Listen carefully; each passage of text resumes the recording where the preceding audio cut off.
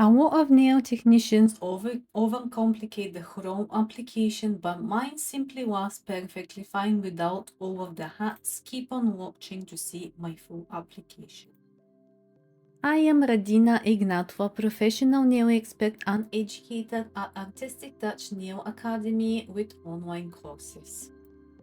And here is my completely full application of chrome powders that I understood and found over the years without any tips, tricks, and hacks that you do not need and they waste time in a salon setting.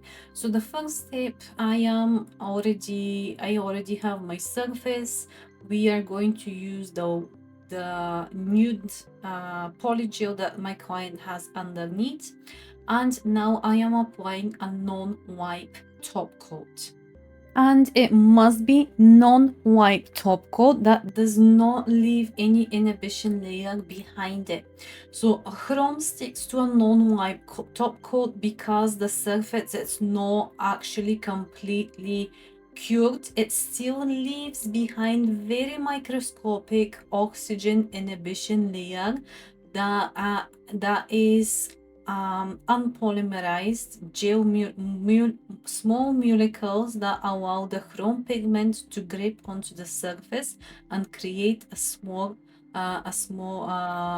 shiny mirror effect.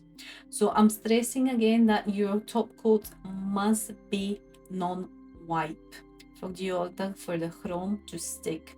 And you see my application is nothing complicated. It's just how you apply top coat. I am making sure that the nail is entirely covered. I am using just a very thin layer of product, and the product must be cured the full amount of polymerization time the manufacturer tells you for the order the chrome to stick and to leave these tiny molecules behind it. If you undercure, your chrome is going to look, it's not going to look like a mirror. It's going to look more at what you see the powder itself into the pot, if that makes sense to you. So now I am using just a makeup brush applicator, which is disposable. It's very cheap. You can buy a bunch for like £1 or £2. So I am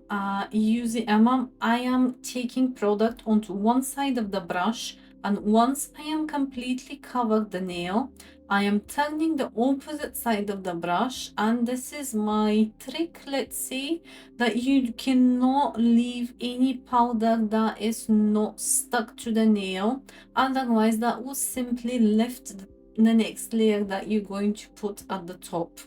I suppose this makes my method that lasts. You can see me turning the brush the other way around and taking completely everything off that is not stuck to the nail.